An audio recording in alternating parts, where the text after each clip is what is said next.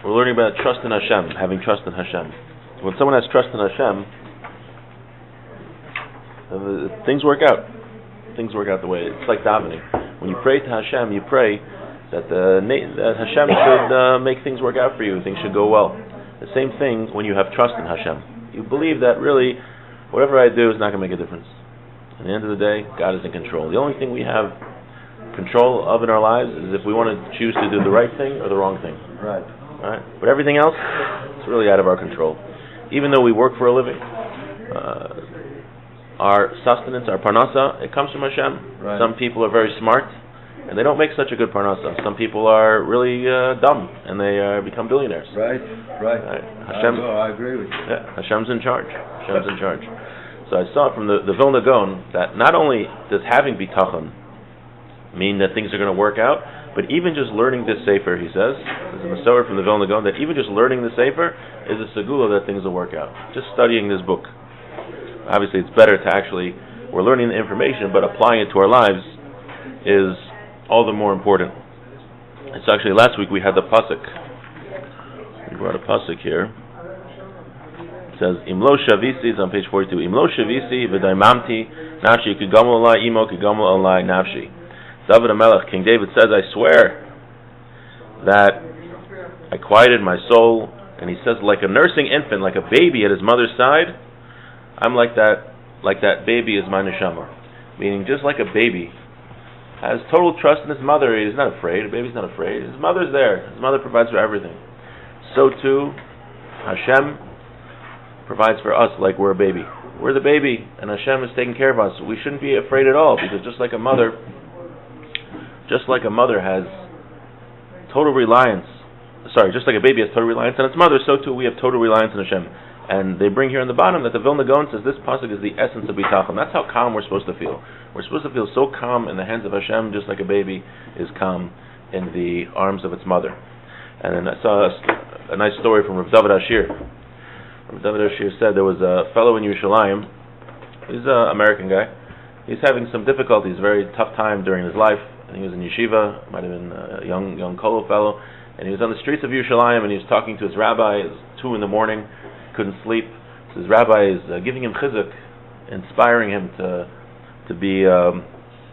pull through these difficult times. And all of a sudden, he sees coming from around the corner, he sees a little shadow.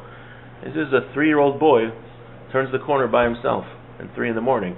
He starts panicking. He says, "What kind of parents let their kid go out at 3 in the morning by himself? It's nuts." And then he waits a second, and he sees the parents turn the corner right after. And he realizes that that's what he's like. Hashem is always watching us. We think that we're walking in a dark alley by ourselves, but really Hashem is right behind us, watching us the whole time. And he said when he saw that, it calmed him, because he realized that even though he's going through a difficult time, he's going through a tough time, he realized that that Hashem is watching over him, and he's protecting him even in those difficult times. So I just saw something very very interesting. The bracha, this is from Rav Melech Biederman. I said this over on Thursday. So if you're Thursday, Menashe, you probably heard this already. The bracha hatov v'meitiv, the 4th bracha that we make in benching. Right? That was instituted by the rabbis because there was a city called Beitar, where there were a lot of Jewish people. Some say that there were millions of Jews killed. It was shortly after the destruction of the temple, a few decades after, and I believe it was the reign of Hadrian. And they didn't let the Jewish people bury the ones that were murdered. And one day they finally let the corpse didn't rot, and one day they finally let the Jews bury the people that were killed.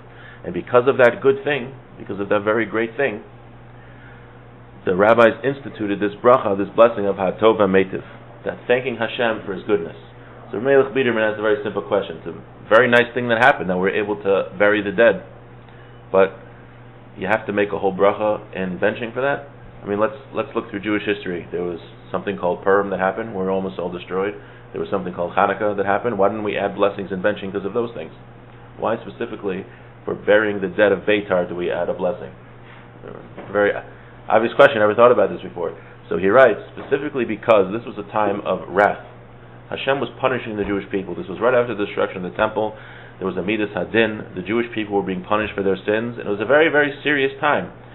So even in those times when Hashem is punishing us and we're going through horrible situations and difficult, painful experiences, even then Hashem is still watching us and He's giving us like a wink, saying, I'm still taking care of you, I'm still with you, even though for whatever reason you have to go through this difficult thing. Maybe you have to clean off some sins, maybe you need to grow in certain areas, maybe you're a Gilgal, whatever it is, whatever the reason is, we're not going to know, unless you're a prophet. I'm not. Then even during those times, Hashem still is watching us and is still taking care of us. To drive home that message, Rav Melech Biederman says, that's why specifically for the people that were killed in Beitar when they were buried, that this chesed came at the time of wrath. That's why the Chazal instituted this fourth bracha. Okay, let's start. We're now in chapter 1, so you came right at the beginning. We just finished the introduction, now it's chapter 1, page 46. 46. Machus habitachon, the essence of trust in Hashem, menuchas nefesh habateach, is the serenity of the one who has trust. V'shia libo samach al mi shebatach alav, shiasa hatov v'hanachon lo be'inyan asher yiftach alav. That the person who is having trust, he puts all of his trust in the being that he is trusting. And that the one that he's trusting in is going to do what's good for him. The one that he's trusting in will do everything that he can to provide for him, according to his ability. Now what's the main thing of bitachon? That if you don't have it, it's not bitachon. That your heart should be trustful. That the person you're trusting in is going to fulfill what he says. And he's going to do what he pledged. Now that's one thing. So the first thing that in bitachon is that a person trusts that the being or the one, in our case Hashem, is going to fulfill what he said. And that's true. Hashem promises that everyone's going to have a parnasa, everyone's going to have a livelihood to be able to sustain himself. Now Hashem doesn't promise that we're all going to be millionaires, but He promised we'll have food. We'll have what we need. So we trust in Hashem because He promises, and He's going to fulfill what He promised. That's one thing. That was another thing.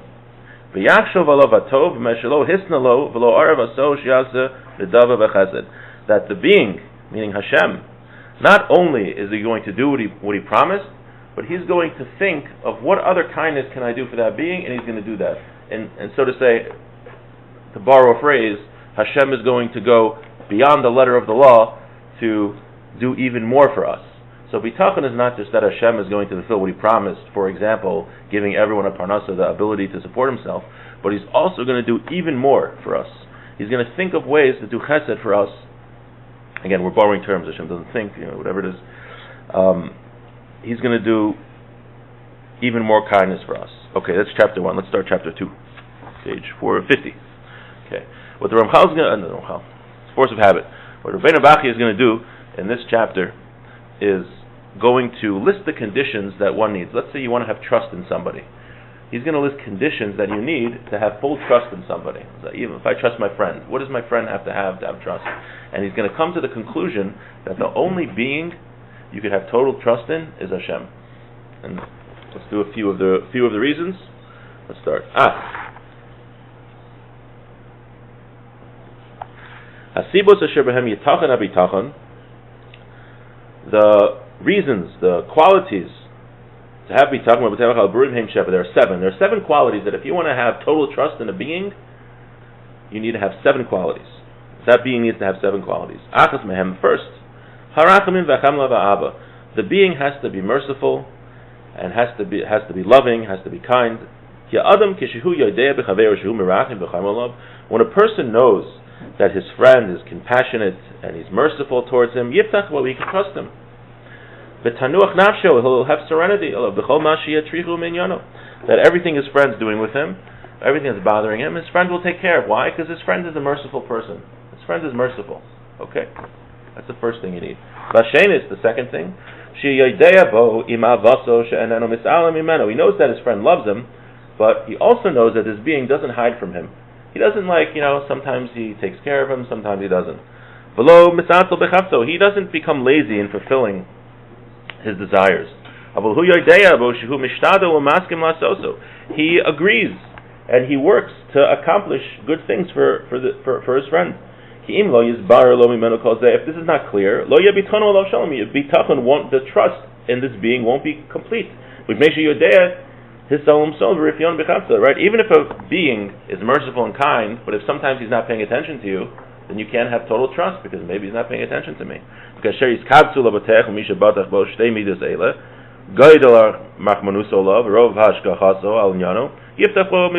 when a being has these two things, that he's merciful and he does not, he's merciful and he's not distracted from carrying out things for him, you could have bitachon for him. Let's do one more. Vashlishis, the third, shiachazak, the being that you have trust in has to be powerful. Lo yinitzach b'asher hu chafetz, he can't be defeated or foiled with what he wants to accomplish. There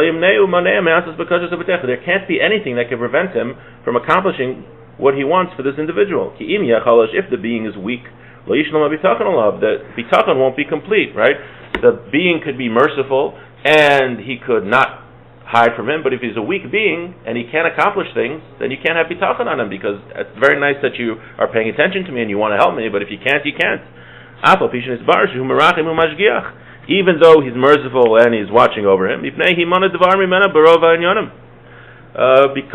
he won't be able to accomplish many things. The bitachon will be better if you have these three things. So we're seeing, so the first three of the seven are that a being has to be merciful, that he's constantly paying attention to the person, and also that he is powerful to accomplish these goals. And we're going to see, already we can see it, that the only being who can accomplish all these things is Hashem. And his conclusion is going to be, spoiler alert, that the only being that it's fitting to put your trust in is God. Because every human being, even ourselves, you put trust in ourselves, you put trust in another human being, they're not all powerful, they're not constantly merciful, they're not constantly paying attention. So we're going to learn these other things, and Hashem, learn how to put our total trust in Hashem.